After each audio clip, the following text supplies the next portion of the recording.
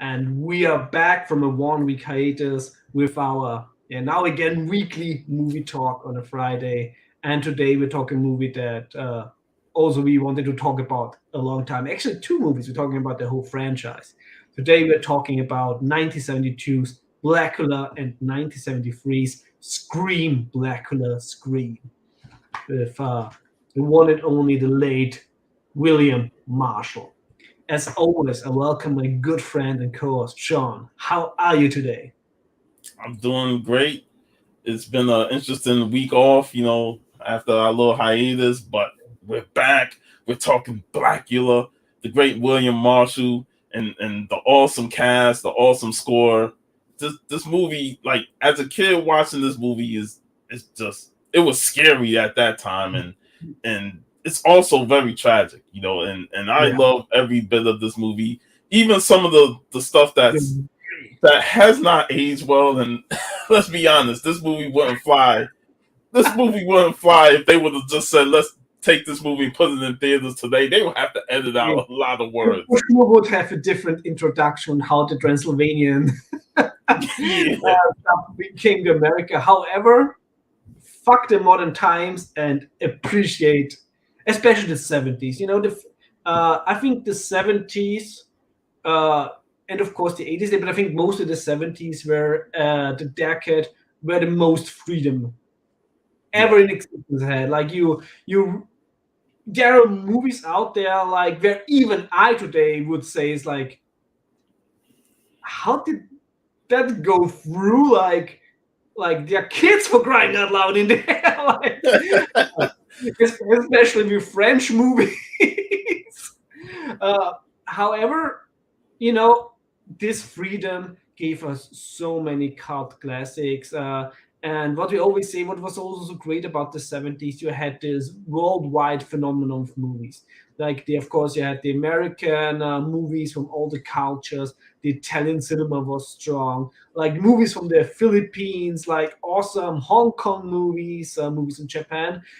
It really felt like that every country and every culture was out there and doing just awesome movies and where everything goes. um I have to say They were I'm full of creativity too. yeah, The amount of movies they came up with, the yes, ideas, the passion behind the project. They came up with a lot of movies that push the culture forward in terms of what we can do for a cinematic experience for audiences who want to see something different. They left behind what was, the last pass of old Hollywood of the 50s and 60s, and yeah. said we're moving more towards a genre defining era and Yeah, creating. it was fantastic era. I have to say I'm late to the party. I think I watched it for the first time last year, since I found this Wow. Blu-ray in a store here, and I was like, well, Blackula, I think I have to watch the movie. uh, and then I watched it and it was like, wow. It's most certainly not what you would expect by the title. With the title, you Yeah. would expect like a very Camp, trashy, yeah, campy. very, very campy horror flick.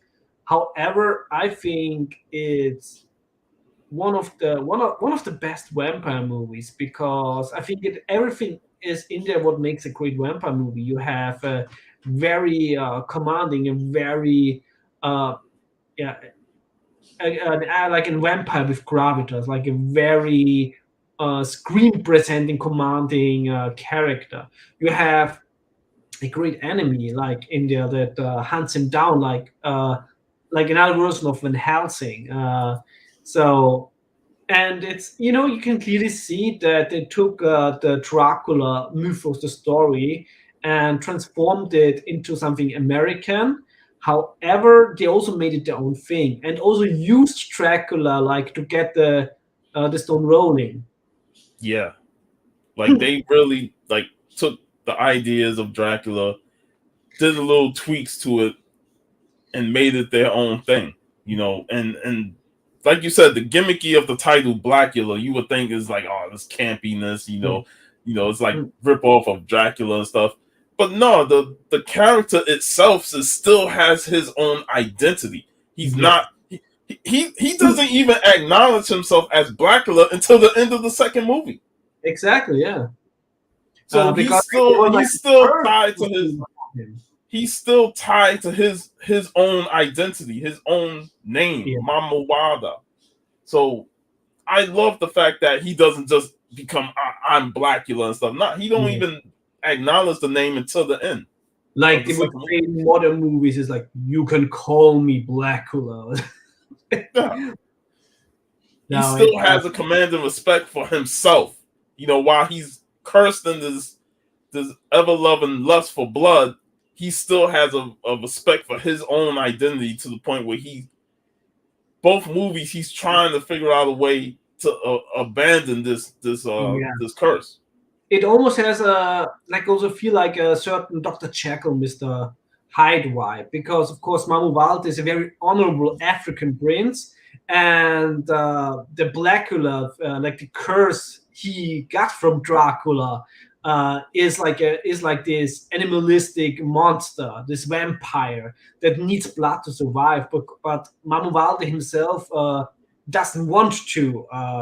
Uh, Come it doesn't want to come to this, but when he sees blood, the instinct takes over. Yeah, and when the opportunity arises, he has to feast. Yeah, Or else, like they don't really show in the movie like how long he can go without blood, but I did like in the second movie where all these people around him, and when it comes to a vampire, that's a whole lot of blood that you could be sucking throughout, but he knows how to control himself until the urges get a bit too much. yeah. I played Vampire the Masquerade, the role-playing game, like a long time, so I know how tough it is when you play vampire and you have to portray like some humanity and not get in a frenzy. Yeah, and that's kudos to William Marshall's performance. Like like you said, he has such a command, such Mm, screen presence, to the point where every time he speaks, you listen. yeah, Every it's word like that comes out of his mouth, like it has gravitas, it has yeah, importance. yeah, the Even when he's talking voice. about his past days in Africa with the artifacts in the second Mm, movie, like it's like fantastic scene. It was he a like really it's like I want to explore more on some of these African artifacts that he knows about. It's yeah. like the curiosity based off of his presence and him bringing up all the artifacts is like is second to none. Yeah, I think that was a very strong scene in the second movie. It also really connects the second movie with the first movie, since he's the only recurring actor.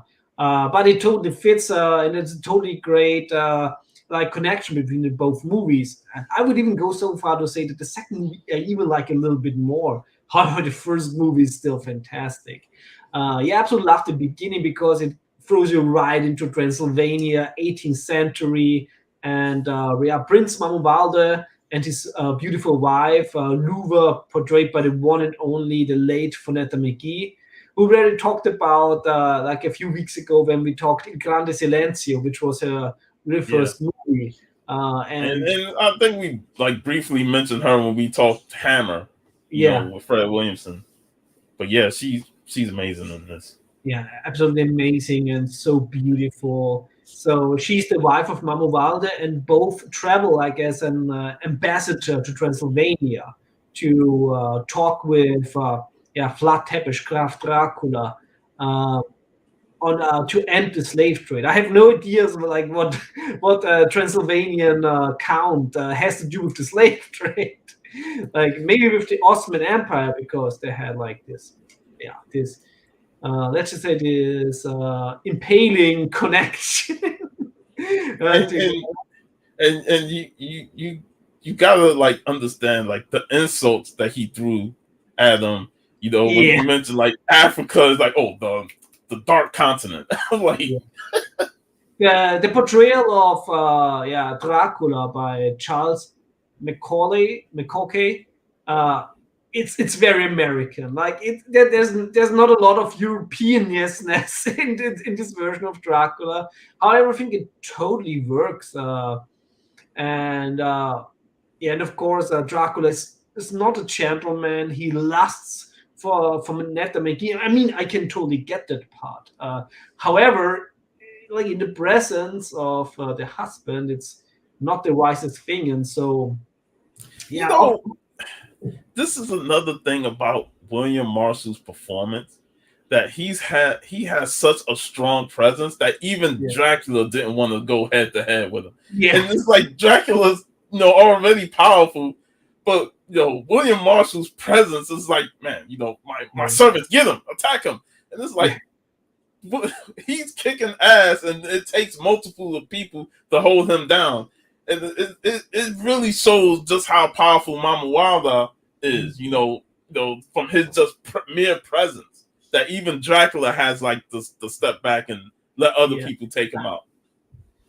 Yeah, fantastic scene. And I also really love that William Marshall, when he accepted the role, he said he will only do it if this character will be a parody and if there's really gonna be some depth to it. Yeah. So I I think the mean, original name they wanted to go with like Andrew Brown, but he said he wanted to have really an African name, an African origin. Yeah, Mamuwalde, and they wanted to be like an African prince, so that he's like in terms also of royalty, like on par with Dracula. yeah. Which I think was a great decision. I also really liked that they traveled there on like an ambassadorship, and well, Dracula, also with Harker back in the days who came to him, he's not always treating his guests too well. Yeah. Yeah, and yeah, since you mentioned that Mamuwalde gave his henchman like one hell of a fight, and so he decided to give him like the vampiric curse and bury him forever to make him a vampire and then bury him alive. So he will live forever, but always will last for something that he never knew, like the taste of blood. Um, and of course, also to link his origin with Dracula, he decided to give him a similar name. And the best he came up with was Blacula. Blacula. It's hokey every time I watch it. But Yeah. like I said, the movie definitely makes sure that it doesn't go beyond that hokiness of the Yes, title. exactly. And I even think it works so well because it's a curse that Mamuwalde has not chosen for himself. So by giving him like this, by him giving like basically like the name, he got the name from the oppressor, and of course that name is silly as fuck. So actually, I think it works very well into the having these two parts, like the good Prince Mamuwalde, and of course the evil curse that is Blacula. Yeah, because once he lost the opportunity in the second movie to lift the curse, then he just went full Blacula and accepted it Yeah. because it's like it's lost cause. Exactly. And this is the fantastic thing about both movies is that of course, like he's the namesake, he's the vampire, he's the blood-sucking monster. Of course he's the villain, but you also want him to lift the curse because you can see there's still so much nobility and good in him as Prince Mamuwalde. Yeah. So he gets the curse. He's trapped in the coop of the coffin, and his wife dies because Yeah. she's trapped in there with him. So, Mhm. years go by, and then we move into more of the 70s era, and we start off with a gay couple Yeah, going and almost 2 years, yeah. yeah, and the gay couple in the current times is looking to buy some stuff from, because the house has been like auctioned off, a lot of things in there is being for sale and stuff, and they buy the coffin of Blacula. Let's just say nobody would have a hard time acknowledging that they're both gay. It is right from the start. You could just see it, and then even if a lot of the tropes ain't aged well and stuff like that, you got to give them credit for at least attempting doing something like that. At a time where it was still kind of hesitant on giving them those type of roles, even if Yeah. they're stereotypical. I mean, but yeah, they buy the coffin and bring it back to, I think, the Los Angeles, I think. Yeah, And Los Angeles. let's just say that their demise did not take long. Yeah, because once you open a sarcophagus with a vampire in there who has not tasted blood ever and is in there hungry for almost 200 years, well, he's in there for a feast. Oh yeah, and he's like, two of them, perfect. Mm. That's even better. And I love the mystery of it. Like he feasts on them. Those were his first two victims, and then there's the mystery of the bite marks. When we get introduced into Othama Rasala's cat, Dr. Gordon Thomas. Yeah, You know, fantastic. I mean, also famous Rasulullah is also somebody we already talked when we talked Bucktown. Fantastic actor, and I think that there would not have been a lot of other actors that could have stood against the Shakespearean greatness of being an actor that William Marshall was. But Falmouth, a fantastic counterpart. Like he's the Van Helsing to Blacula, and he also has really like he takes the screen whenever he's on there. he's also not well liked by certain people. I mean, that's the rudest. But yeah, his performance was top notch, and once you get introduced into him, Tina, and his girl, Michelle Williams, played by Denise Yeah. Nicholas, she's another great actress. Yeah.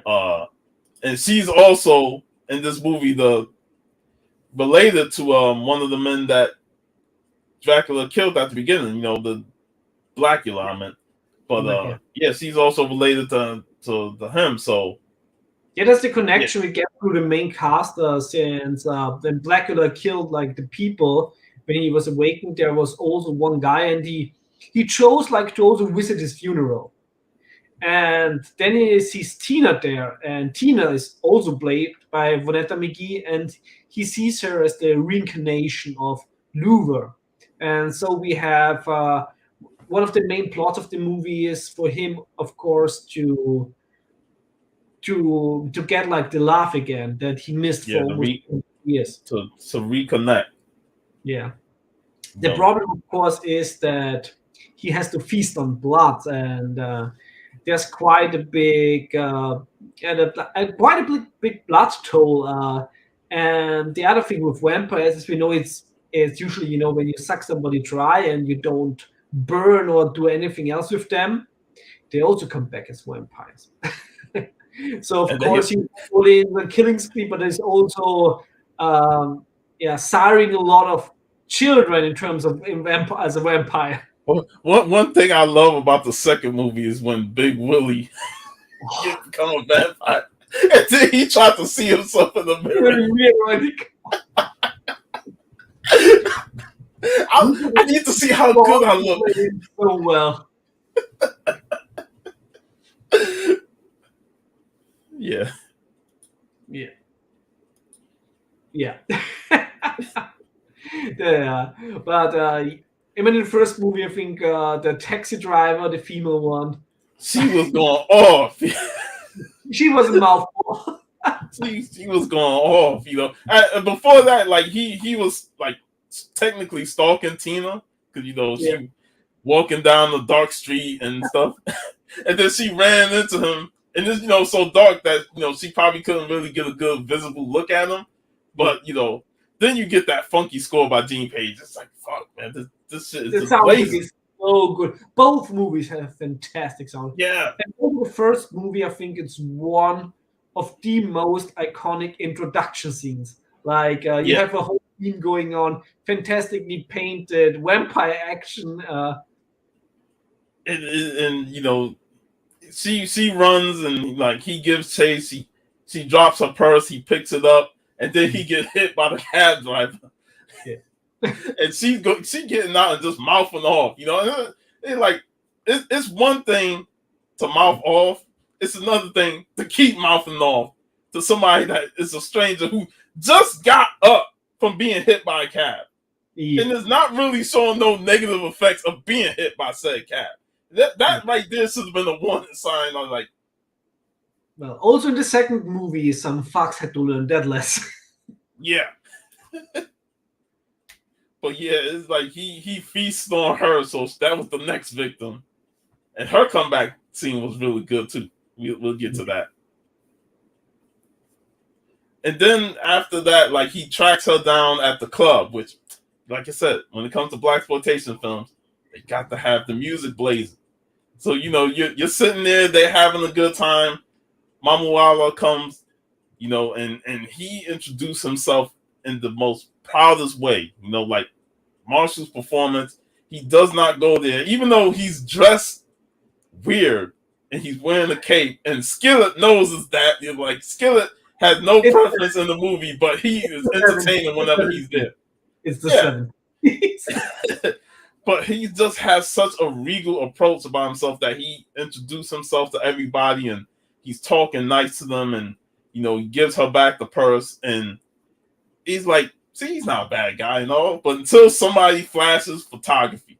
So the next time you get an email from Nigerian prince, could be Mamua. and once the photographer takes the photo of him, he said, I got to go because now now this is exposing me because my reflection ain't going to show in the photo. But how did he know that? How? I guess maybe But see, here's the thing. I feel like he knows certain things about vampires because the conversations he has with Dr. Gordon almost alludes to that he knows about certain occults and certain things. So he probably already had an understanding of vampirism even before he became one. So and that chalks it up to the knowledge that he has in research, occult stuff and what you believe in. So for him, I kind of gloss that over because he's such a man of intelligence that he probably knows his stuff.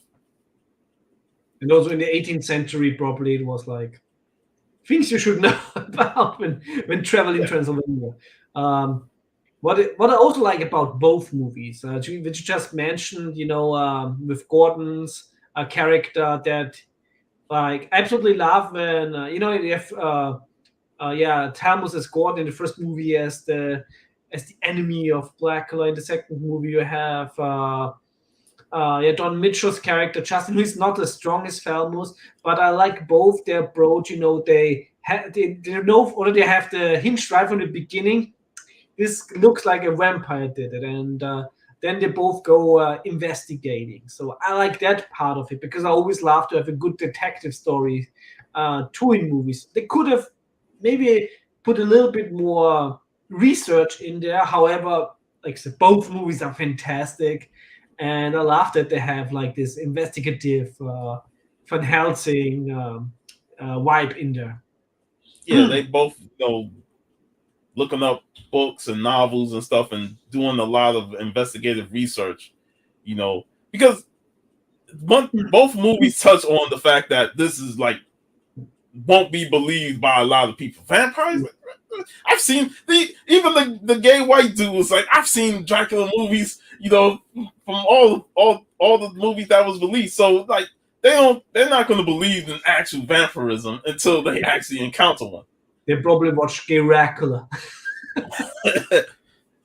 What was the tagline of the movie? He will suck you dry.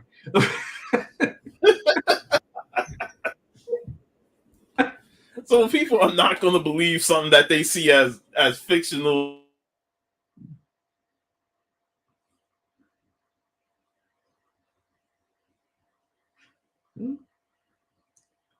Am I stuck or you stuck?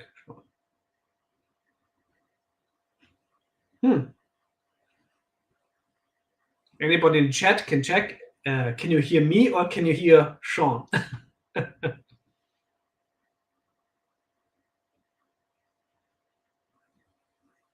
Maybe there's some strange vampiric curse going on here.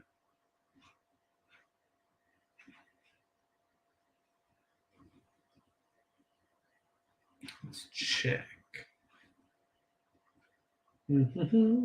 He's still, yeah.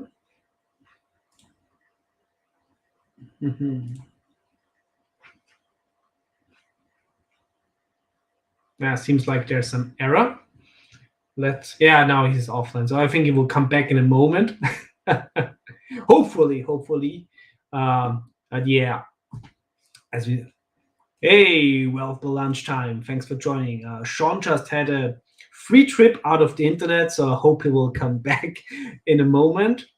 And we were talking the two Blacula movies. We are like in midst of the first one, and right now talking about the fantastic, the fantastic protagonist and antagonist, which is funny because you can see almost both characters in both roles. Of course, there's William Marshall who plays Prince Mamuvalde, Blacula, and then you have the Van Helsing of this story, played by the fantastic famous Rasulullah, who plays Gordon Thomas, who is the vampire hunter in this movie, and both amazing actors. Of course, William Marshall with his fantastic bass voice, very commanding screen presence, lots of gravitas. But you also have Falmouth, and he's also like in the they're not only rivals in terms of like you vampire and I'm gonna hunt you down,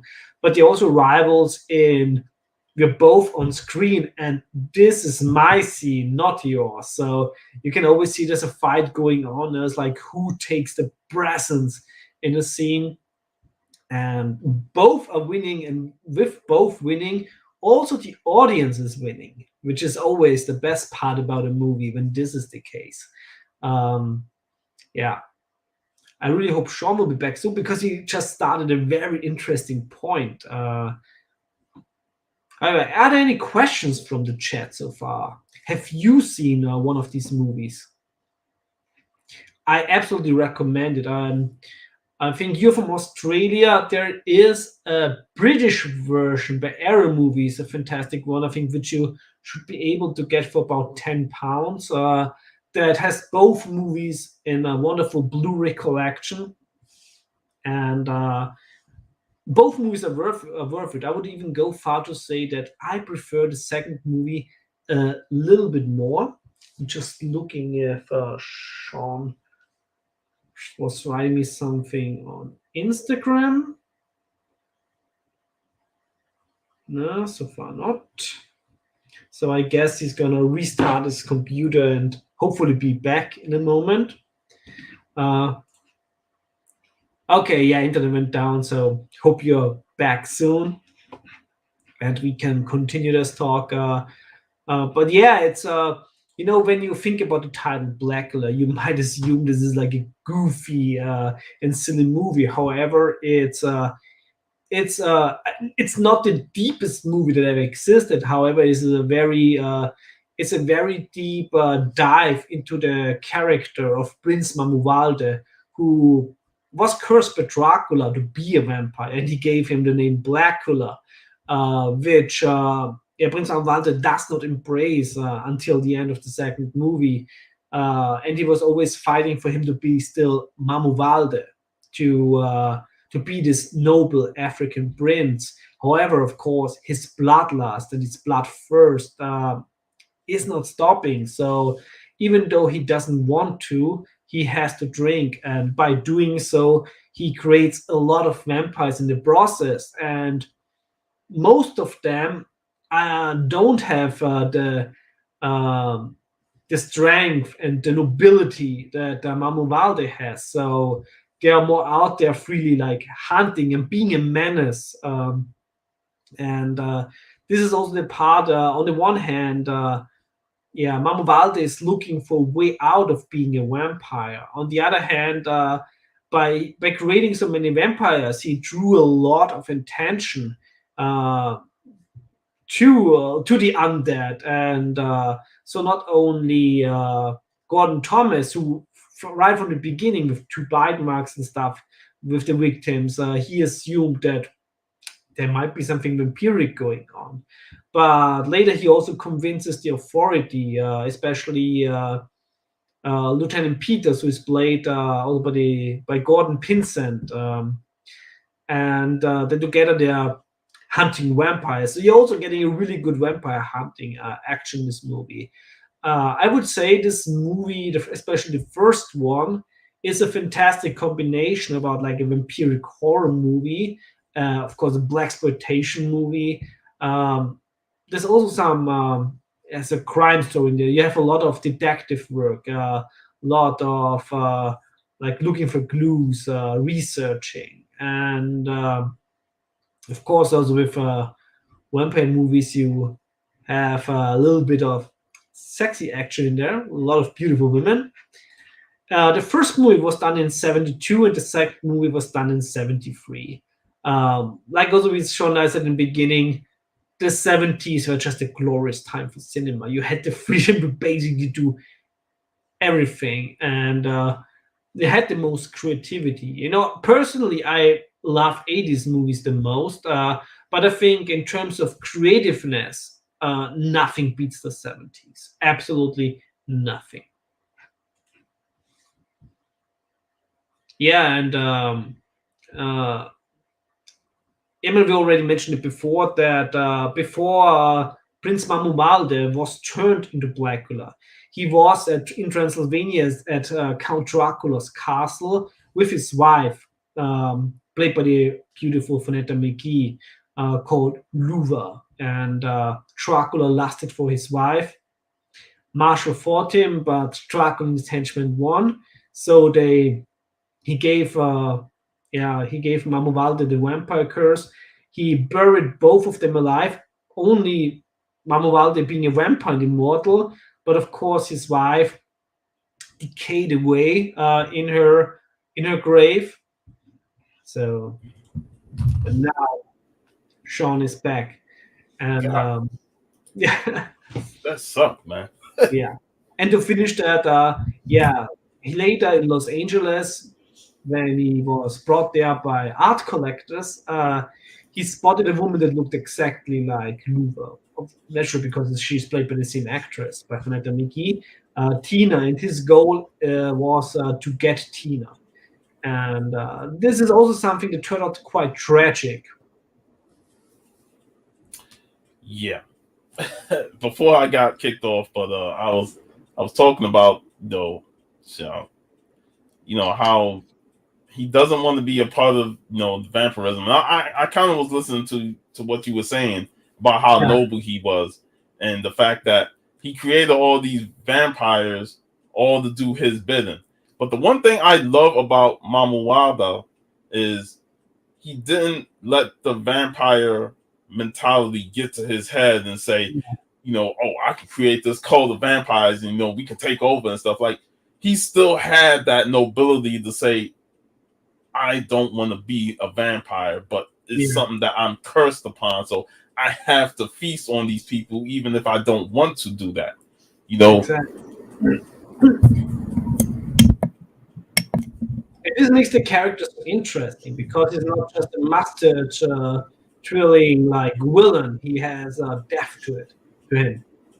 yeah, he has a lot of depth, and that's what makes him such a sympathetic character. Like, you can't really see him as a bad person when he's been cursed upon, by Dracula to be this person in terms of being a vampire, and all he wants to do is reconnect with his love. The lost years of, you know, being in that coffin and not seeing his wife for so long, and he sees the spiritual um reincarnation of her, and he just wants to reconnect with her.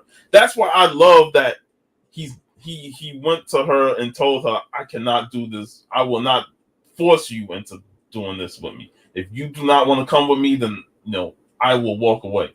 That shows his extreme nobility, that he's just not going to take her and snatch her up and say you belong with me. Like, no, he let her make that choice. Now, granted, vampires do have that hypnotic sense about them, and she really was starting to fall in love with him even before he told her that, because she just had that, like, she felt that connection with him, that like, he's so noble and stuff, and maybe she did have that old spirit of Luva in her. Maybe she was a reincarnation. That's also what I like about this movie. Like it allures like you. It makes some assumptions, but it does not give you like nowadays would be like, and now it's a backflash to the origin, how the spirit of no, I absolutely love this, that it gives the audience the chance to put one and one together and even to believe it or not. Hey, Man Cave. Hey, Man Cave. Es ist schon spät Nacht, es ist 22 Uhr hier, aber mir geht es gut und ich hoffe, dir geht es auch gut. And Jace, hey Jace, how are you? Sweet. Yeah, it definitely gives the character a lot more nobility, a lot more gravitas, and a lot more relatability. And that he's just not out to reconnect with his love and take her from her current life and say, you're coming with me. He gives her that choice. He says, I will not force this upon you. And right there, you're just like, man, I got so much respect for this man. Like, he's a villain, but he's not a villain. Sehr gut. Yeah, absolutely right. And it's the thing, because there's like some scenes where you think like, oh, like, don't kill this taxi driver. She was so nice and so much fun. But of course, like, he had to. So it's always between, actually you rooting for Gordon Thomas. On the other hand, is I actually want him to be together with Tina, which makes the ending of the movie so much more tragic. Yeah. And Gordon is continuing the investigation. You can see that he is like slowly unraveling to this, because he goes up and digs up the grave of the other gay couple. Remember, the white one, and that is like, who does this? But he's like, I got to know, I got to dig that body up. You gotta do those things. Yeah, so while he's doing that, he called the morgue and say, hey, pull that body out of the freezer, because that was the only reason she didn't turn, the taxi lady. She didn't turn because she was in the freezer. Throw her out and lock the fucking door. Dude forgot to lock the door, and he ended up getting got. He ended up getting got. And that was another great scene with how she was coming down that hallway, full vampire makeup and all. So well. And especially when Mamuvalde, when Blacula takes basically over Mamuvalde, and he's like in the like. Yeah, I love the shots they do of him when he's on the attack. They're so iconic. They were with, and the thing is, you have a dude in a fucking cape charging somebody. Would look silly normally. Not when William Marshall does it. Yeah, William Marshall, his presence makes him scary when he does that. And then his ultra transformation, from the more vampiric look with the more hair and more darker, is like, I don't want to be on his warpath like he was at the end. Exactly.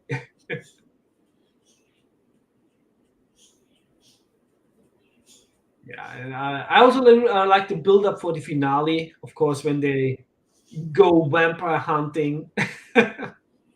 I love how Gordon was able to let the police captain know about vampires in a way where he has to see it to believe it, and it wasn't like, he wasn't always like, oh, this vampires. Like the second movie, the cop was like, I don't believe no vampire. He was kind of being a jerk, but this one was being more listenable and willing to hear Gordon out. And yeah, people are reasonable in the first movie. Yeah, he was much more reasonable.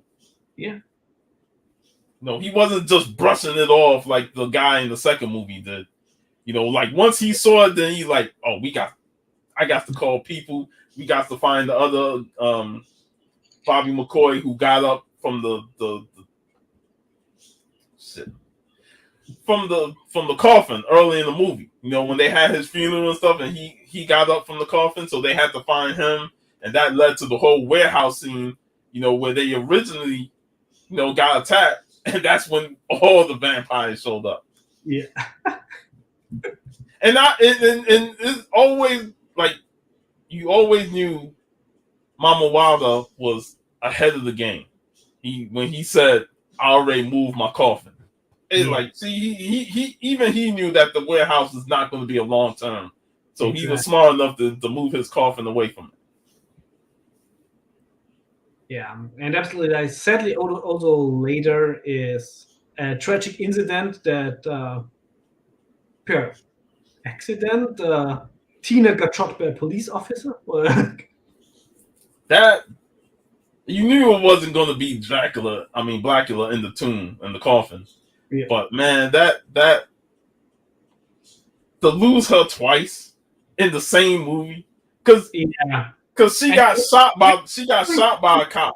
Yeah, actually 3 times because by accident she got shot by a cop. And he made it then a vampire. So basically he lost her again, like by the living version, they made a vampire. And later on, since they wanted to kill a vampire, also she got impaled, not in the sexy way. But she got impaled, and it's like, damn, man. And then when he said that, when Gordon was about to pull out the cross, he's like, no need for that. Yeah. Just the way he said it is like, oh man, he already lost the love of his life. The only thing that connected him to his past, and he lost that. He's like, and I think he also knew that now, like, he could not be Mamu Valde any longer. So, he chose to go into the sunlight. And the effect, I love how the tension of him going up those steps, and you see the sun constantly in the background just blazing, and he just go up there and complete sacrifice because he's like, this is the only way to end the curse. Like if I don't have Luva with me, then what's the point of me living? Exactly. Yeah. And it really like hits home. Like it's not your typical person saved the day or Van Helsing takes out Nah, he did it himself because there was no purpose to live if he didn't have Luva with him. Yeah. So it really gives you that tragic, sad feeling, and that's why his performance as Blacula has so much weight to it, because he's just not there to be a villain. He wants to be the noble African prince that he was before that was taken away from him by Dracula, and all he had left was his connection to Luva, which was in Tina. And once that was gone, it's like, man, I might as well just off myself because there's really no need for me to be around.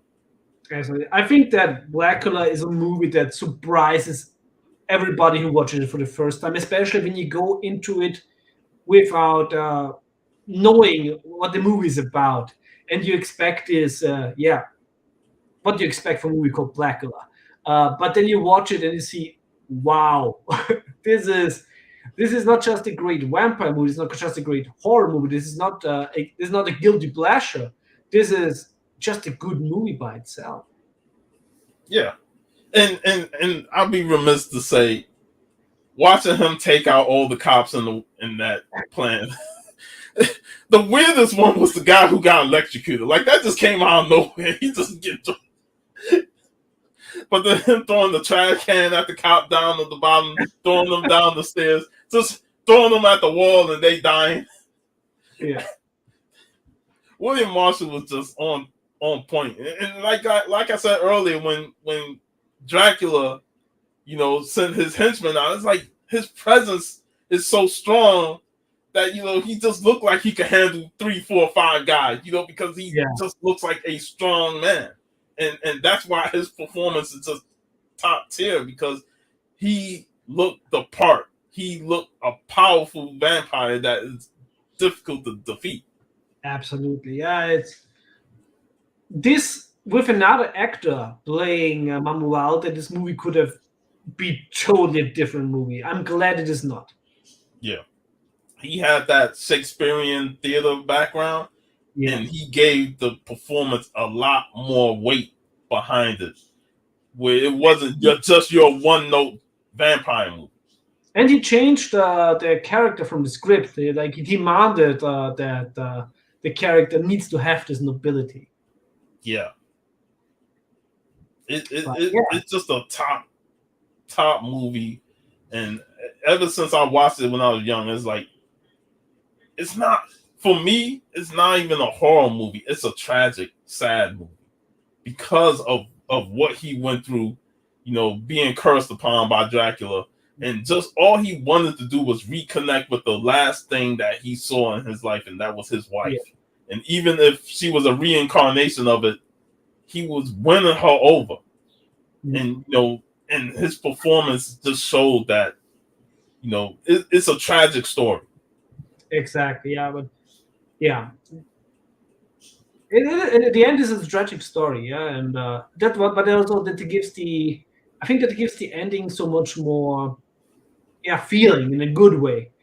I Uh, do I do remember when they pulled the from the cloak and you see his face melted. I'm like, wait a minute, that was a bit different from when I originally watched it because I didn't remember the maggots.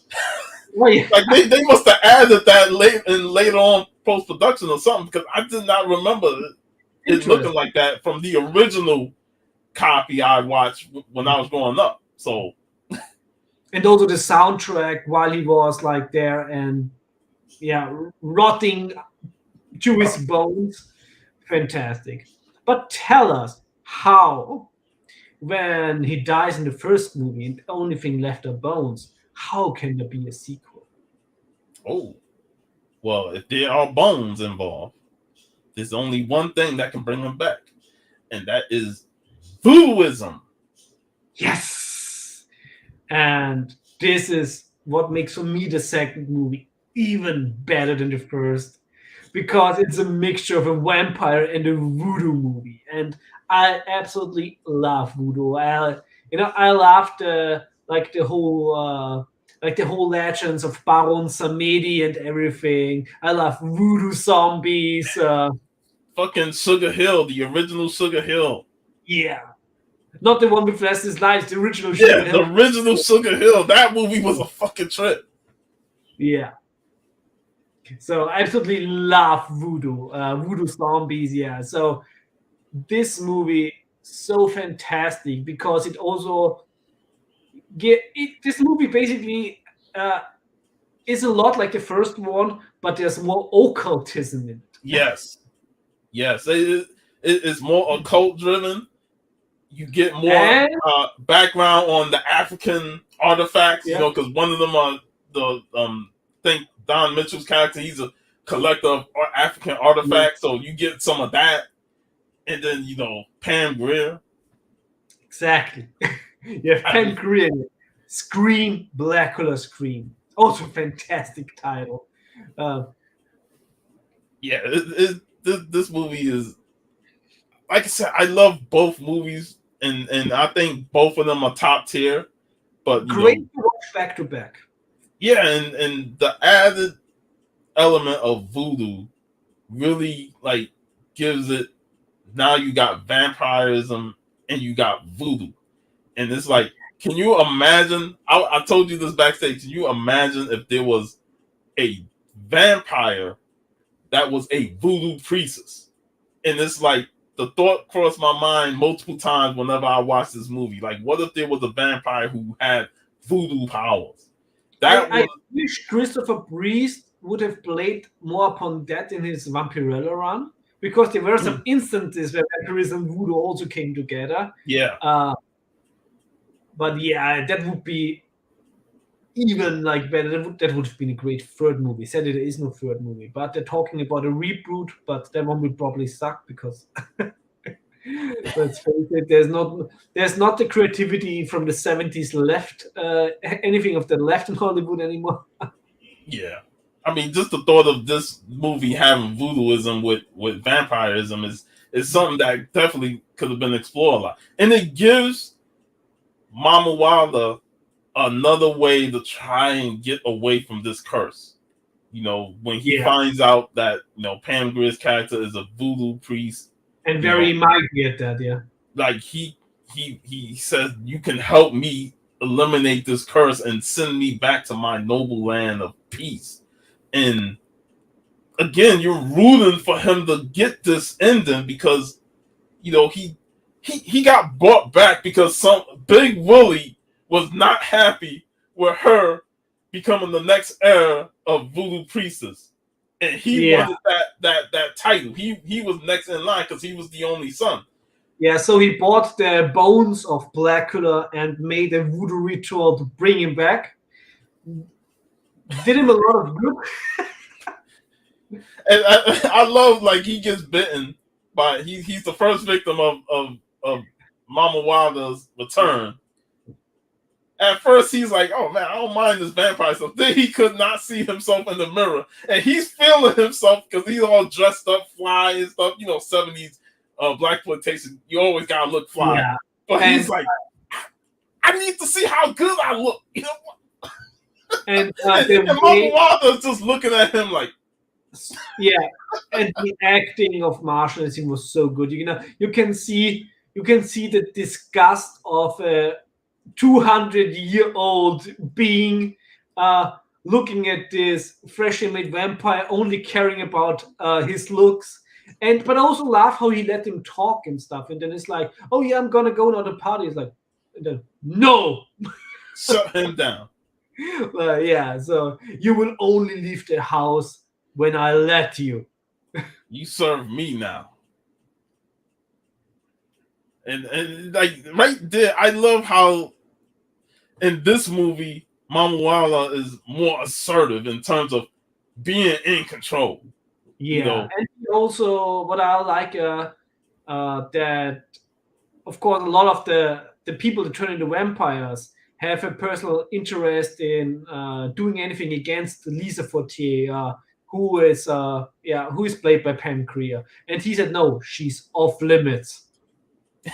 I love when Big Willie was talking shit about how I need to get payback on that bitch and stuff like that, and his girl egging him on, and then Mama Wilder was standing right there listening to her, and then as soon as he approaches, he's like, "Fuck, man, I ain't gonna, I fucked up." He back to his subservient role. But the girl, she's like, oh, we're not gonna take this shit from him, man. We gonna do that. And all Mama Wilder did was looked at her, and she shut the fuck up. I do have to say that Richard Lawson, who plays Big Will, plays him so perfectly. Like absolutely. Yeah. I wish we got a little bit more. That's the only problem I have, like, with the second one, is that Don Mitchell doesn't has the screen presence of Felmus Rasulullah. Yeah. So he's not as a strong opponent to Mama Wilder. I mean, I liked his character. I did like the background that he was an African artifact collector, and I felt like that kind of got pushed to the side in the second half of the movie because but it definitely brought up something interesting out of Mama Wilder to see that he collect all these artifacts and he knew each one of them, and they like, how does this guy know all this stuff? Because he's an actual Nigerian Ibani and prince, actual what Luva wore in the first movie.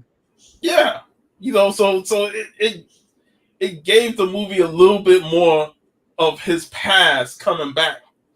That he's seeing all these artifacts and he's remembering what he was a prince of. He had his own tribe his own staffs and jewelry and stuff.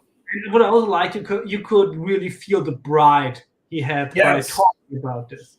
yes, he was so prideful seeing all these artifacts, and it's like that was Not the only, not arrogant, but really so prideful. It was really fantastic. and it's like he's reliving the past and he's excited, just seeing all this stuff, but very prideful and very respectful. Like they could have bonded if it wasn't for the whole thing with his vampirism. They probably would have bonded off the artifacts. If one of the poor women wouldn't have cut herself. Yes, because that triggered all the senses. Like, I see blood now. Yeah. I got the feast. But yeah, they could have bonded off just the artifacts alone. Yeah. And it would have been interesting to see how Mama Wada, go forward with that, because they planned another meet, just to talk about the artifacts. So I like I said, this movie really explores different things, with the artifacts, with the voodooism, and how he's being approached by people in this time, like the two thugs that tried to approach him on the side, the video that I posted last year. There are not too many horror movies with Pam Grier, so this is also something special in that regard. And Pam Grier played it perfect, as the new voodoo priestess. The old one passed away and she got the title because everybody respected her, whereas Willie only respected himself. Yeah. He was all about him and he wanted that title just so he can say, I'm the new voodoo priest. The movie draws you right in with that scene. Like, you're right at the funeral, and then you have Big Willie trying. It's like, it's unfair. Like, you should not get the position. It's like, because Mama just picked you up from the streets. Like, I'm the rightful heir. But nobody let him have it because he's clearly not respected by the community. Yeah, I mean, he was the only one in there dressed like he was an actual pimp.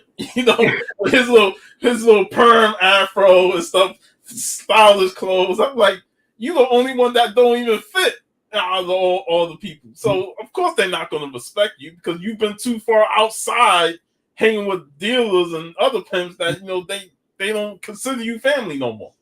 Yeah, and showing that he is not a very good person, of course.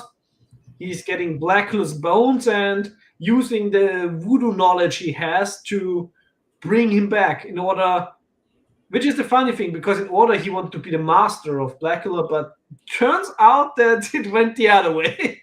It went the other way.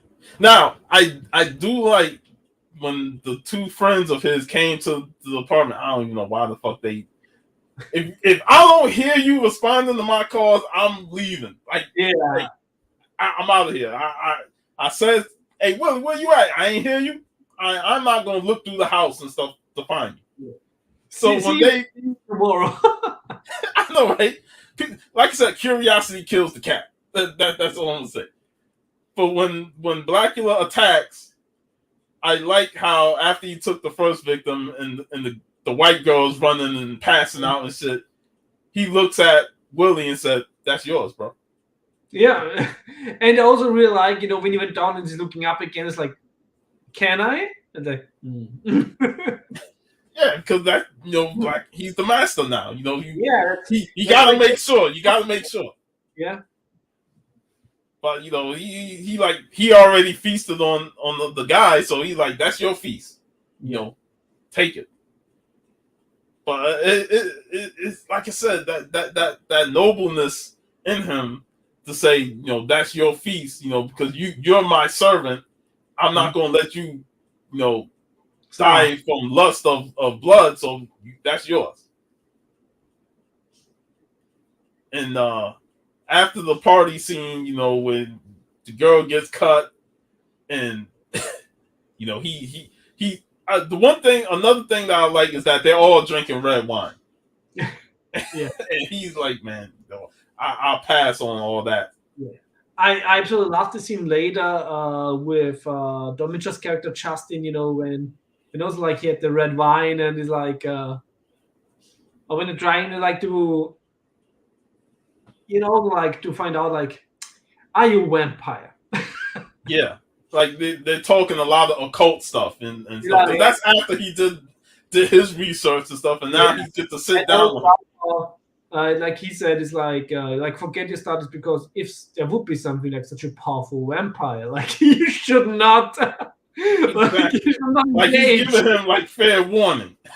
Yeah, But I love how Justin is like twirling that red wine the whole yeah. time. You know, like he's tempting him. You know, with the red wine, like it could be blood. You know, it's redder He's than like, blood. I might have one glass of this red wine. Yeah, so it's like the tension was thick with him Yeah. using that red wine in it. But I it's still maintained respectability and nobility from Mama Waba. Yeah, I think this is the strongest scene between Justin and Mamu Walder in the movie. Yeah. Cause it's like I said, like they built a little connection with the artifacts, Yeah, and then this scene just built the tension of vampirism and stuff like that. But it's like, man, what could have been had he just not lusted on vampire or bloodlust, and they focused on the artifacts and what they could have gained knowledge from that. curses again, for a reason. But again, it just shows you how great William Marshall is as this character. Now I love how he knows, finds out Lisa is a voodoo priest, and his curiosity comes out about voodooism and how it is just a powerful tool of spells and stuff like that, occult stuff, and he finds out that he can use this as a way to end his curse because now it involves like cult magic and all that stuff. So I love how he uses that to try and get Lisa to help him out because he stopped old girl that he bit who was bleeding at the party from coming back and attacking her. And I love his interest in the door's open and he's there. And his presence just so strong that even the girl Gloria, she had to get away because he told her she's off limits. Daddy's home. So it's like again, like just certain little things like that just really adds to his character. Yeah. And also like his talks he had with Lisa, especially about voodoo and and when he convinced us, like you can help me, and you're really rooting for him in that moment. Yeah, because he does not want to deal with this. He was forced back due to voodooism because of Big Willie's arrogance of not getting the title of voodoo priest. So now he's back, and there's really nothing for him to be back. Yeah, and for him, the only thing that interests him was the artifacts. But the sad part is, as great as the artifacts were, they were eating at him because that was his life. yeah, that was his past. Exactly. It was a reminder of what he lost. Yeah, and he did not want to continue this bloodlust thirst of vampirism. So he wanted this exit. He wanted her to help him so badly to get out of this vampirism and return him to the motherland. And so close, but vampire hunting just started at the wrong moment. it started at the wrong moment, but he has to maintain that presence of being a hidden vampire. Yeah. And because she was willing to help him, and then her boyfriend was like, "Nah, we gotta take him out." It led to that conflict, and all he wanted to do was end this curse, and he could have helped himself by communicating with Justin on that.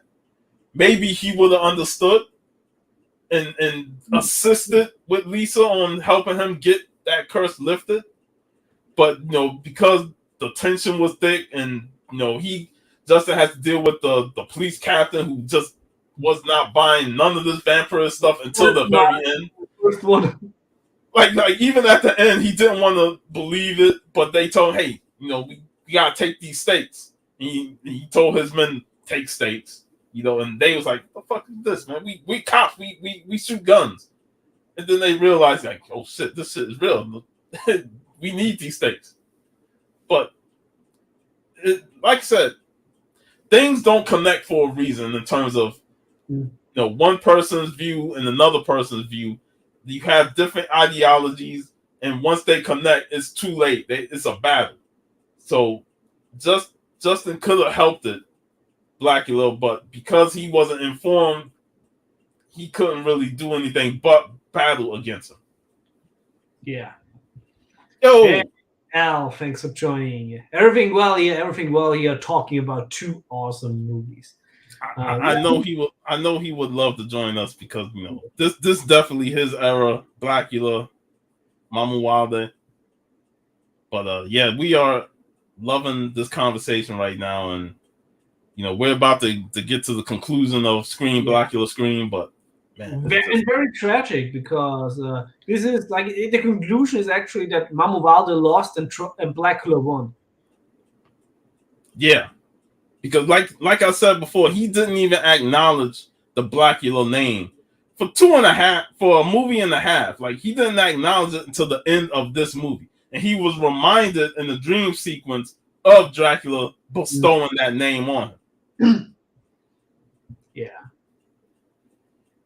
and of course, since when the ritual failed and there was no hope of doing it again, he gave into the rage. And he wanted that. Like he was so close to getting what he wanted. Yeah. Hey, I had to give myself the title, man. Yeah. I am the only black one here, so I was like, man, let me just give you the subtitle. but he was so close to getting that freedom, and of course, bad timing, the cops attack and stuff. They kill all his minions, and he was so desperate to say we could do it again, we could start it over, and it just didn't work out. Yeah, and the thing is, what this movie does so great is the tension in the end. Because usually, when there's a horror movie in the end or another movie in the end, there's the tension of you don't want the vampire to succeed in the final plan. But here you have the tension of like, I hope they can get it done before the vampire hunters come in. Yeah, because it's like, and again, it's like that lack of communication where he could have been straight up with Justin and tell him like, I just want Lisa to help me get rid of this curse that has been bestowed upon me all those centuries ago. But because that tension was strong, and all the vampire bites was turning people into vampires, they couldn't really come to that connection. I also think that because in the first movie, that Mamuvalde was not really defeated by anybody, but he chose for himself to end this. He maybe because out of like his belief of his powers, what he also told him is like, if there's some vampire out there, you should really not cross his path. So he didn't believe that anybody could cross his plans because he is so powerful. Yeah. And it took Lisa to take him out. Yeah. And that I feel like that was the saddest part, is the constant stabs to the voodoo doll of Mama Wanda. And that's another thing with voodoo, the voodoo dolls, man. Yeah, but also know one thing from all the movies, Pam Grier know how to take somebody out. Yeah. and the constant stabs to his chest. Yeah. And just him, going down, it's like you have such a different feeling about his character, and you really don't want to see this happen to him. Even though it's the best outcome, because now you take him out and he's no longer, Blacula again, and he's dead. But you really wanted to see him get that outcome that he originally desired. And Yeah. because of the infiltration of the vampire hunters, the cops, and them taking out his minions, he just lost it and just finally acknowledged himself as Blacula, and he just beat everybody up. And Yeah. it was that from that point, it was just too late. He was not going to get what he wanted. He fed into the rage of being Blacula, and she put him out of his misery. And that last howl that he let off before the movie ended was like, damn. Exactly. And what both movies really do very strongly is you feel so rewarded at the end of both movies. Yeah, because horror movies tend to have ambiguous endings where they kind of leave things up to the viewers to say, oh, maybe there's something more to it. There could be a sequel or something like that. Both movies end with a satisfying conclusion. Even Yeah. if they're tragic, they give you a satisfying conclusion where you're like, all right, he's not coming back from this.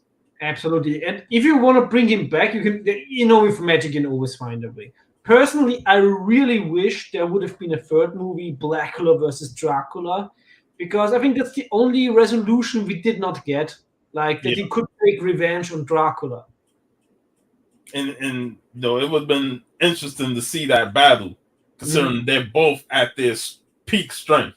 Yeah. But again, like William Marshall's performance just was so strong that the Dracula that we saw turn him into Blacula is like, man, you're not being Blacula.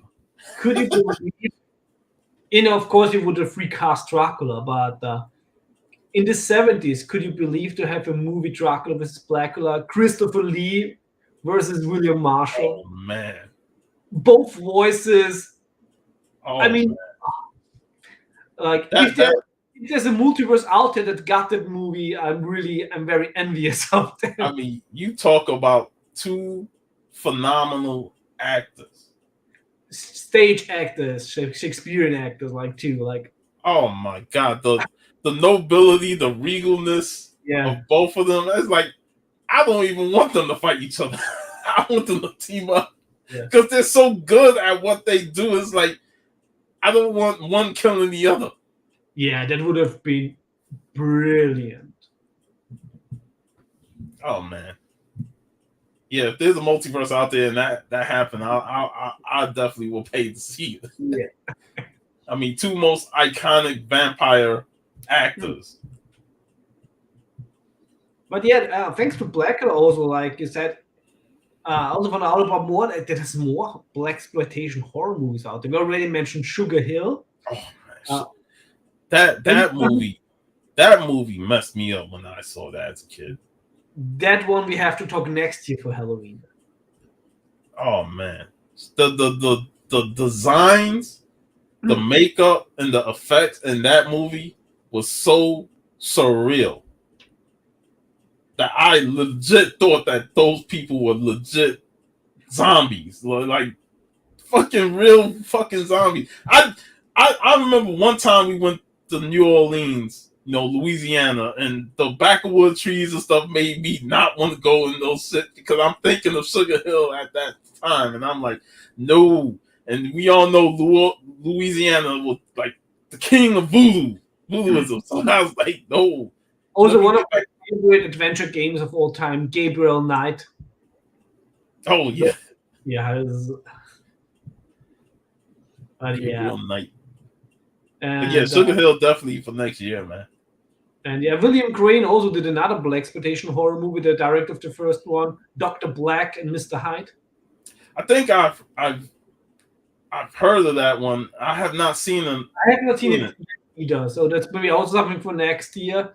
And the movie poster is fantastic of it.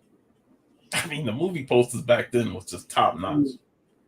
And also another movie, Black Frankenstein or Blackenstein, what they call it. I don't know about that one. I don't know about Blackenstein. I watched that once and I was not impressed. To me, that one was a bit more hokey and stuff compared to Blacula. At least had a serious tone to it. That one was hokey as fuck. Another interesting movie is JD's Revenge. Oh, fucking JD's Revenge. Oh man, that movie crazy. We Yeah. definitely gotta talk JD Revenge. But next week we're gonna talk about a modern black horror movie, Bad Hair. Yes, you put me onto this when you mentioned it. What, earlier this year or last year? Yeah. And I was like, oh, let me check this out. Because when it comes to black people and their hairstyles, that's always been like a controversial topic amongst people in terms of our hairstyle and trying to fit in with society and it being rejected. So I already saw the tagline to it and read the description. I'm like, oh man, this is going to be very interesting to how they. Interesting because I watch it because it's a witch movie too, Yes. and never before, like I had no idea that hair is such an like cultural issue in America. Like there was like that's a thing, and then like when they watch it and they portrayed it so well, and later I also read upon it. It's like that shit crazy. Like We didn't talk about his Pee Wee like Playhouse, but I do remember when he was in the Pee Wee Playhouse show, man. wasn't he also in this erotic movie from the 90s with Barbara Strain, Sorceress?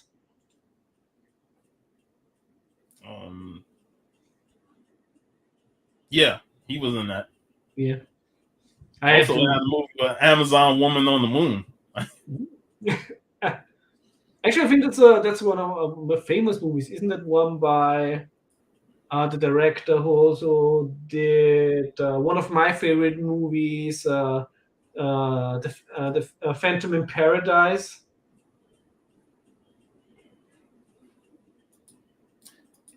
Shoot, I know he also did voiceover work in various cartoons. I know he was one of the ghosts in that episode of Real Ghostbusters where Egon and Slimer switch bodies, and he challenged Egon to an intellectual duel. Yeah, like with his voice, he was criminally underused. Yeah, he like you said before, he could very well also have been Darth Vader. He had that voice that people like, and James Earl Jones is like iconic himself. Like we gotta talk some more James Earl Jones movies too. Darth Vader. Yeah, we gotta talk more James Earl Jones movies, but William Marshall just had a voice that just was equal as James Earl Jones, and like his voice is just so iconic, and his presence as an actor in a Shakespearean play, doing theater stuff is just so great. He should have been in a lot more films and had more roles. Absolutely.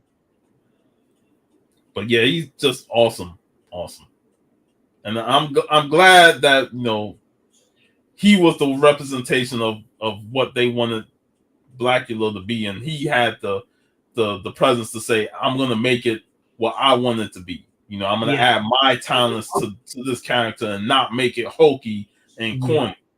Without him, both movies would have been very different for the worse. So he really made these movies what they are, and I recommend everybody, not only if you're a horror fan, they're fantastic horror movies, but like I said, they're also fantastic crime movies, fantastic blaxploitation movies. They're touching many genres and fit them so well together. Yeah, and I'm glad we was able to finally talk about these movies because, like I said, Blacula had a long lasting effect on us. Being black in America and watching a lot of those movies. A lot of the movies tend to have touchy subject matter, but they did it right in this movie. Outside of the amount of F words they were using, and I'm not talking about the FUCK word. I'm talking about towards the gays. Yeah. So that's probably the only thing that people will probably take offense to. Rated PG actually in America. They different rating system way back then. Here is rated 16. Different rating system back then. Man. Yeah. But yeah, I'm looking forward to next week. But I'm even looking forward to the week after when we talk the Chipmunks, because I had to remind you about that with the Evil Simon picture. Looking forward, like with Werewolf and the others. And also today, I got a bunch of comics.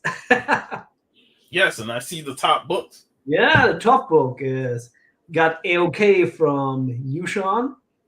Let's make myself big here. I get finally issue 9 of Robert Howard's Savage Sword, which is a fantastic anthology of Robert Howard stories in comics, and issue number 10. I saw these and I remember asking, I was stunning. and I was like, I wonder if VB has these. I'm thinking now I'm missing one. No, not now, but one. I think one book I'm missing. Think out of two of one. I still have to check. But they're fantastic because you have. I love the square boundness of it. You know. Oh yeah, it's the quality is fantastic, prestige. You have Solomon King story, King Carl stories. I think the Demon Gods of Balsagoth is in there. You also have Jeff had picked up another copy of number 1, and since you already had it, I was like, I'll keep that one. And I read it. It was top notch, man. Yeah, it's really fantastic. It said that it only went for 10 issues, but yeah, Dark Horse put out a lot of stuff, and not everything was bought. Then I got this miniseries finally complete from the 90s. Scarlet Sword. Oh, that's the most 90s looking cover art ever. Absolutely, yeah. Then issue number 2. With this very decent, like a very subtle sword. And the final issue of it, issue number 3. It's written by Roy Thomas, so naturally it's good. So almost, I think I still need to complete 3 more miniseries from the 90s. However, here I have issue number 105 of Conan the Barbarian. Nice. I have recently picked that one up. That one was still missing. Beautiful cover, absolutely fantastic. Fatima cover. I love this ghostly woman. Yeah, I love the background of it too. Like it's all this fogginess and everything. Then issue number 110. Oh, I love that one. Yeah. I love that one, man. It's just a bear, just a little bit of choking. It's like. Then issue number 206, the first book of the Hercule trilogy. It's a rough looking cover, but it's better than a lot of the other ones that were rough. I can't believe that the seller said this was in high grade. Has many spine ticks. I can't take anything some of these eBay sellers be saying. Yeah. And the last book that was missing, which completes my original Conan run, the Conan Annual issue number 12. Nice. I'm done. I'm finished. I have the whole fucking run. Nice. Congratulations, brother. 275 issues, all the giant-sized, and all the fucking annuals. Nice. I'm hoping to join you maybe next year, man. I still got like 2 more, because next week I'm going down to Bradenton to Bronze Age Byron's new shop. They got a lot of stuff in there, so I'm checking that out. And then another MicroCon in November. So I will upgrade some issues, so I want to upgrade issues. Plus, Byron told me, don't buy any Conan books until we see you. So I'm curious now. Nice, yeah. Yeah, I think next month I'm gonna upgrade issue number 3. And then whenever I see a book and it's like, oh, that's like high grade, and I'm gonna buy it. But no more fucking hunting. It's always a relief when you complete a run. Oh yeah, especially a run like that. It's 200, like almost 300 issues with the annuals. Actually, that is about yeah. Wow. Then finally, the hardcover was released of The Hour of the Dragon, the German version. That is nice. Yeah, absolutely fantastic art in there. I think that was from Valentin Secher. That was actually the first one who was released in the US before it was released, at least in German, from Blaze did. I mean, of course, it came out first in France, but somehow it took a while to release it. However, I'm so happy. I've read of course, I read the Blaze issue, but the trouble with the reprints of Ablaze is that this is in the European format, size-wise, and everything is so small in the issue, so you're losing a lot of details in the US sized format. Man, that interior artwork looked great. Yeah, and the artwork is good. So yeah, this is how comic books are usually released in Europe, like all in this size. Nice. And then I got today a huge bunch of Transformers magazines.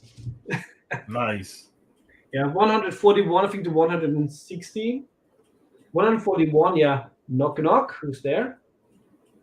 Is this Blitzwing? Could be Blitzwing.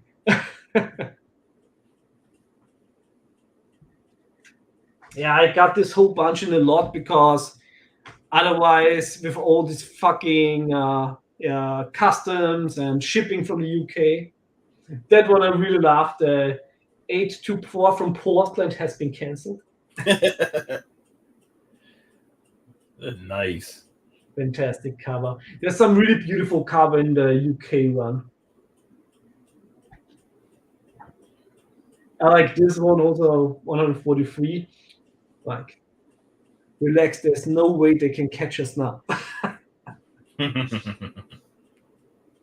Yeah. Man, like you said, they have some great covers on those UK. It's almost similar to the real Ghostbusters UK run. Yeah. Actually, it's fun because there's a lot of advertisements in there from the Ghostbusters, because I think it's 87, 88 when the first Ghostbusters magazine came out in the UK. Yeah, that's a Grimlock cover. Nice. Grimlock. This is a double. Already had this one, but I love this cover, which is the Christmas edition. Starscream. Nice.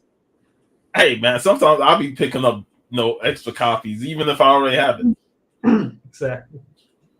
Then of course, since in this issue is also the last appearance of Deathset in UK Transformers comics, or in Transformers Conspirators, I love that junk culture. Nice. When Deathset has Cyclonus, like Hey, good day! I think there's a chunking con. Good. I love Deathset. Deathset is one of my favorite characters. This is also a cover I already have, but I'm very happy to have this one double also because this one is in a real nice condition, and these books are flimsy, the UK ones. Yeah, they are. I remember when I first got the real Ghostbuster books. I bought it from a guy in Canada, and I'm like, damn, these books are flimsy as fuck, man. Yeah. I mean, look at this one. Deathset going at it. That's a badass cover there. And Unicron in the background. Yeah. Yeah, there's a really fantastic storyline where they had to fight Unicron. I would be like, man, imagine if these books had like the quality of the Savage Sword magazines. Oh, that would have been fantastic. I would have loved it. This is a beautiful cover. Also with Rodimus Prime on there. Nice. Stunning cover. Yeah. It was a great 149. Nice. Unicron's not choking. This one is I'm so happy to finally have this one. This is 150, the origin of Transformers, and Rodimus Prime with the Matrix of Each. I have to put that one out because that's a wraparound cover and it's so fucking glorious. Trying to put it out without destroying it.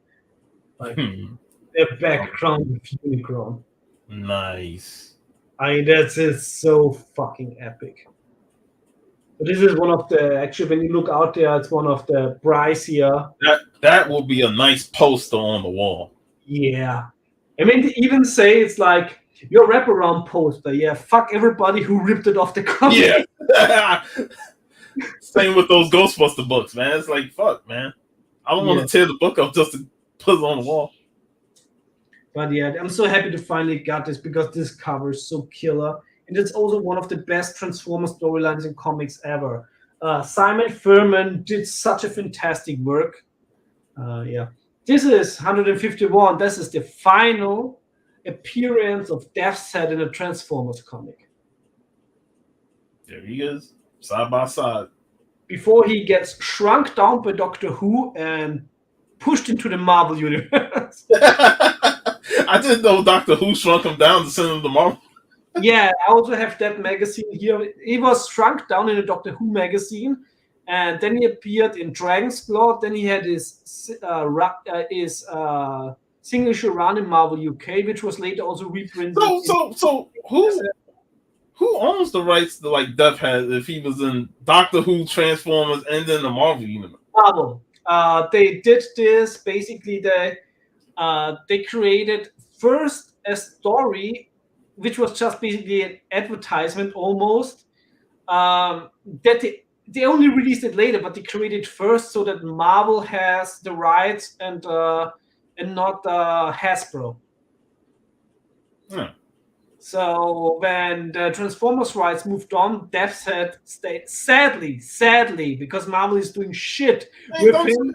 You would have thought that they ain't done shit with him so long that they would have lost the rights to Death Head. Somebody would have.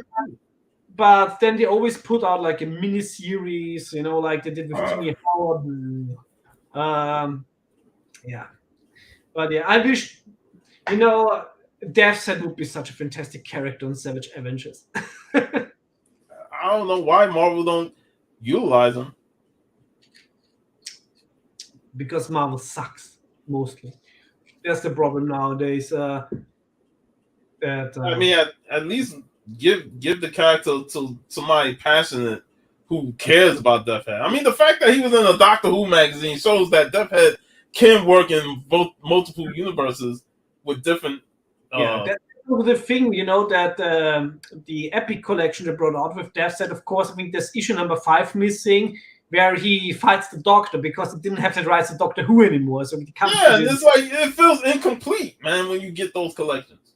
Yeah, which is funny because the story is in the incomplete Death Set.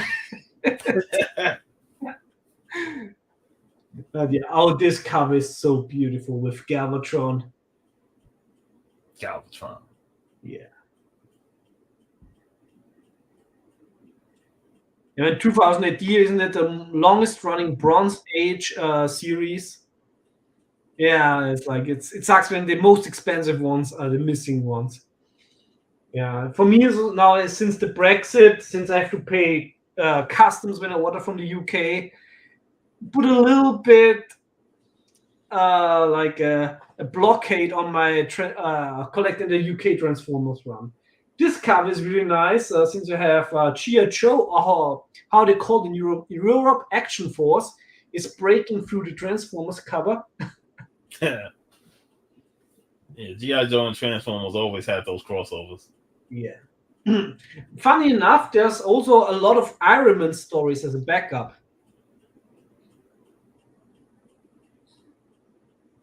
Yeah, this on the Crash cover.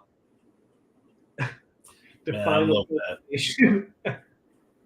Floating heads and destruction. Awesome. And after the Predacons, it's also a really nice cover. I think it's the Toy Soldiers storyline. Yeah, that's the thing. Transformers has so many of them. Yeah. Sometimes it's hard to even remember the names of all of them. Yeah, sometimes just like G.I. Joe. Yeah, or sometimes it's like, oh yeah, everybody look different in Armada, and there's also some Headmasters covers. Nice. And this one is also great. I think this is There is a little bit of, let's just say it's not an anatomically correct Devastator, or is this Devastator? Yeah. It looked a little bit is like if it would be a zip file. Squatting pretty hard. This cover I love with Shockwave. Yeah, Shockwave is always such a cool character. Nice. Shockwave is awesome. Yeah. But this one is also great. They have also some Shockwave transforming in the background and some nice impaling action, dead in space. And this cover, the last one, number 60, that also there's a double, but this is such a beautiful Brian Hitch cover before he went to the US, like the Molten Madness, Ultra Magnus. Like this is a horror cover. If there is a horror cover, Wow. Look at the pain and agony, the death scream of Ultra Magnus. Wow. Like that is awesome right there. Yeah, that is awesome right there. Awesome cover. You can feel the fucking pain. Shit, man, I wouldn't want to be in it. That's an awesome haul, man. Yeah, so Conan complete. Nice. I'm glad you was able to complete that run, man, because it's a Herculean task, to complete a massive run like that. Yeah. Thanks to everybody. Thank you, Sean. You helped me a lot. Gary B helped me a lot. Of course, Steve Whiting, Stone Cold Steve helped me a lot. Bake the Snake helped me. Southern Comic Geek helped me. Like lots of people helped me, especially getting some of the Phil issues. I mean, of course, Stone Cold, he okayed me fucking issue number 1. Just like earlier, Man Cave Comics, he A-okayed me issue number 1, and I'm very grateful for that, And he made me Vampirella number 1. Yeah, so we help each other out, and it's awesome, man. I hope you get those Savage Sword books, and stuff like that. So it's always a blessing to be in this community and just to help each other out. The AOK you sent the cookie, that was awesome. Oh wow!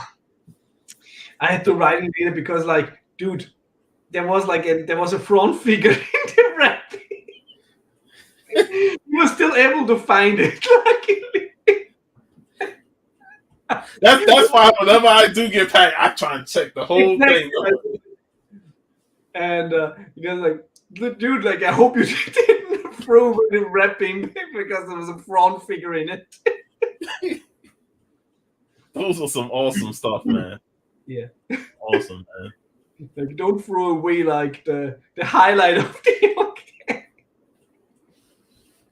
But yeah, that's awesome, man. We help each other out, man. Yeah. Like you showing those Transformer books. I did not bring up like me trying to get the real Ghostbusters because I know like that's not on my radar right now. But I do want to get some of those, and I have a few. But I'm not trying to say, hey, can you cook me up with some real nah. Like we keep it with the Savage Dragon minimum. I am on the lookout though. I have to say I'm always on the lookout for those.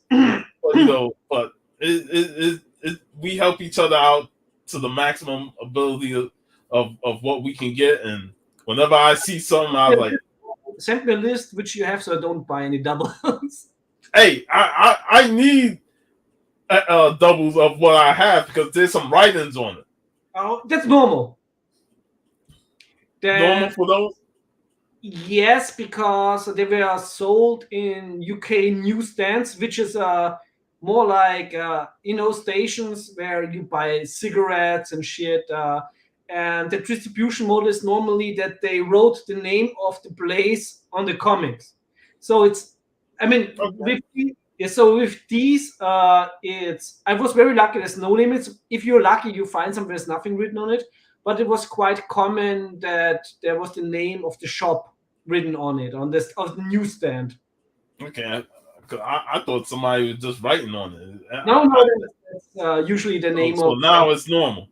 So basically, you should treat that as a timestamp, like something like similar to that. So it's actually quite an interesting history.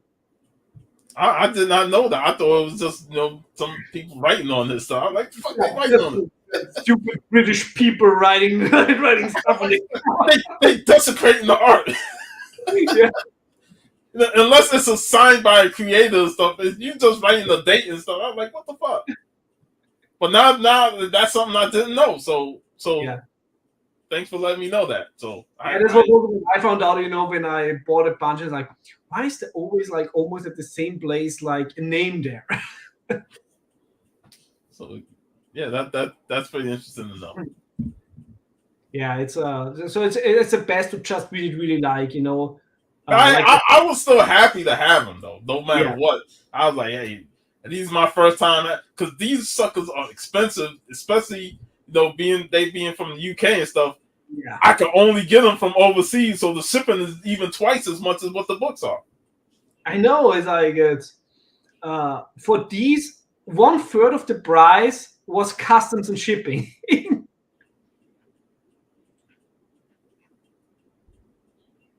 That okay.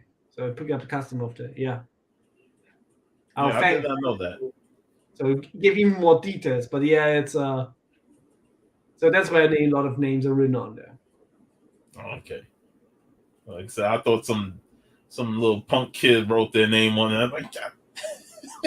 Well, it was in the 70s, so probably were some punk. Awesome. Anarchy on the newsstand. Yeah.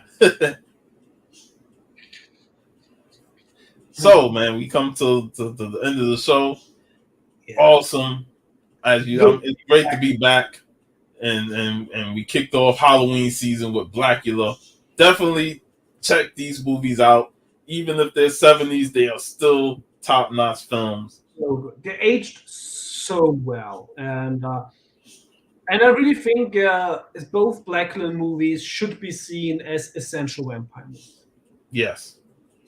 If you've seen every vampire movie, Blacula should have been on that list of all the vampire. I think the director of the second one also did the Count Korga movies. So you can also dive into those when you want to more. Yeah, awesome movies, man. I'm looking forward to next week when we talk Bad Hair. Yeah, that movie was such a surprise because let's face it, there's not a lot of good modern horror movies, sadly. But this movie really felt like an old movie, like in terms of quality. Like it had a fantastic storytelling. It has this vibe. It has a fantastic soundtrack. It has it has the most evil version of Fenderby.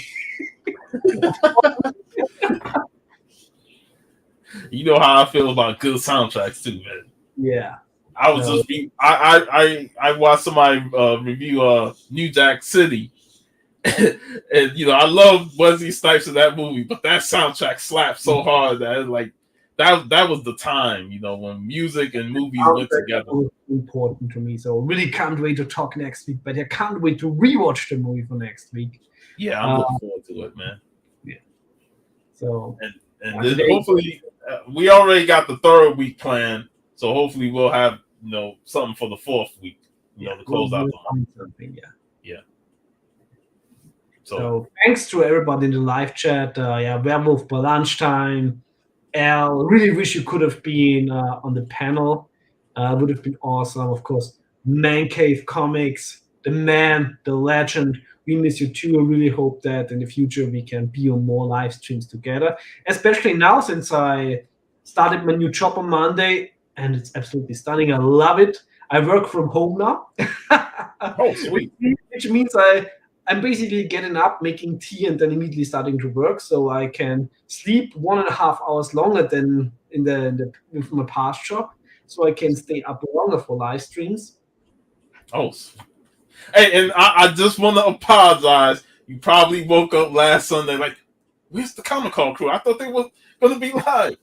But I'll tell you off air when I'll tell you what happened. Okay. Then Chase, thanks for being here. I also hope you will be on a stream in the future again.